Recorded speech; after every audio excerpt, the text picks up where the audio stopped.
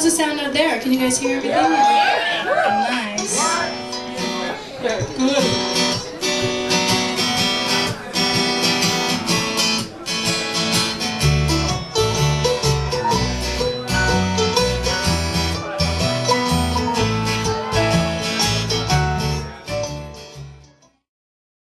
So a few years of painful piano lessons and a little bit of recorder, and then nothing. I took up dance.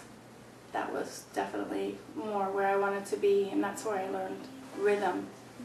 And so I danced until I was about, till I left high school, and came to Toronto to be a dancer.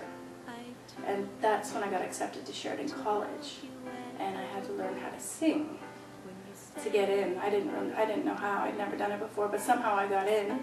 So they taught me how to sing there, and sing and dance and act. And at that time, also, my dad gave me a guitar, which I thought was weird because I had no interest in playing the guitar. But he taught me a couple chords, and all of a sudden I was expressing myself in songs, 2-chord songs. Terrible. Horrible songs, but really being able to express what I was feeling at that time and getting a lot of healing from it and being able to, and then I'd have friends who played and they'd teach me another chord and then I'd write 7 more songs, you know, and that was how I learned to play the guitar and how I learned my chords, was through writing songs. But I was truly baffled when my dad gave me a guitar. He knew, I didn't know.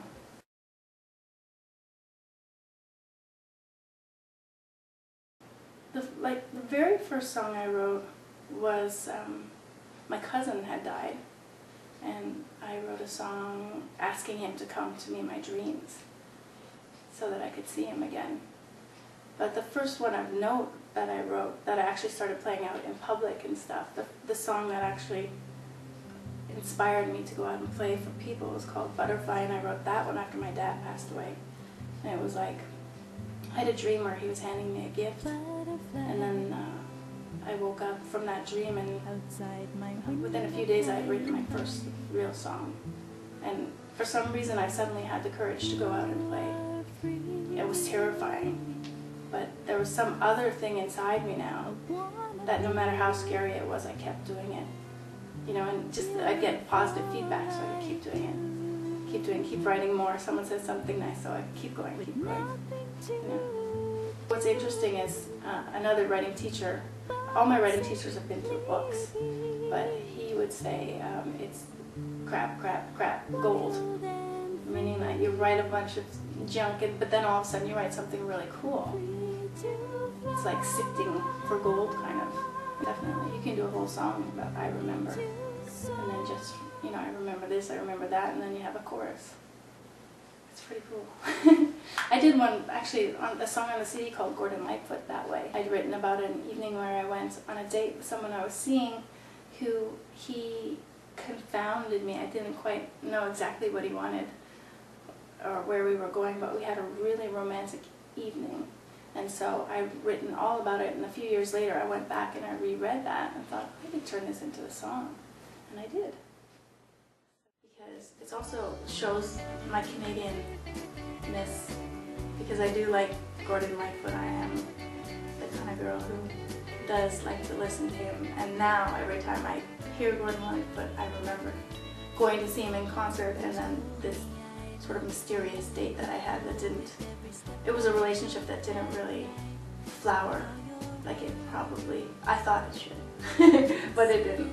So, but the song did, so that's good. That's a good thing about being a songwriter, is you can use your experiences and turn them into songs and then get closure or healing or some sort of insight into them. Joni Mitchell. She was that same boyfriend who taught me some chords and stuff. He introduced me to Joni Mitchell. He's like, have you ever heard Joni Mitchell? And I was like, no. But my parents used to talk about her because she played in Saskatoon while they were going to medical school. She played her ukulele, and my mom went and saw her once and said, oh, I didn't think she was that good, really.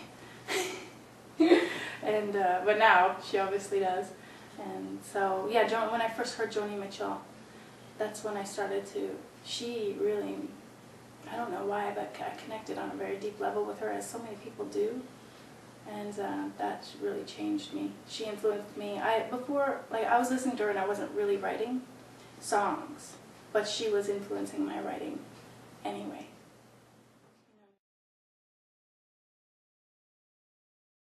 Well, I have a girlfriend who went away to Japan. She was only supposed to go for 6 months, and then when I'd written that song, she'd been gone for a year. And she sort of cut off ties to everyone. I still haven't heard from her since. And she was a really good friend, because she would always tell me, never let them bring you down. Shame on you if you let them bring you down. And I thought, that's such a great message, and how am I going to remember that? Well, I'll put it in a song. We met at a silent retreat after we had 10 days of silence. And after 10 days of not speaking, you really open up. And I just thought it was so universal what she was going through, like pressure from her parents to get married. But meanwhile, the boyfriend they wanted her to marry had just broken up with her. And so she went to this retreat because she really wanted to be a photographer, right? Which is what her parents wanted. And she was 26, so she was feeling a lot of pressure from them. She was getting the "you're an old maid" thing and stuff, which is crazy, but some people still think that way, so I thought I would turn that into a song. Well, it'd be like I would have just learned a chord, like the E chord, for example, and maybe the A chord, and then I just it would sort of go like this, and then I would move to the A, and then I'd sing a few words about how I was feeling, and then I would go back to the E, and then back to the A, and then I'd get really fancy and go E, A, I'd go E, A, I'd go E, A, and then again. Thank you, Toronto.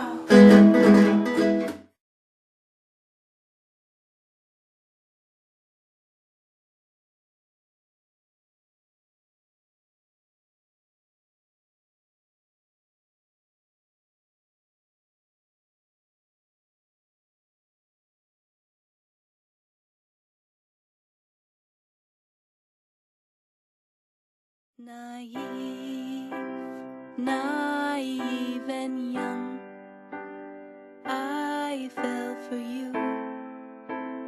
Deaf, blind and dumb, I took you at your word when you said you were devoted, despite what I had heard. And you kept me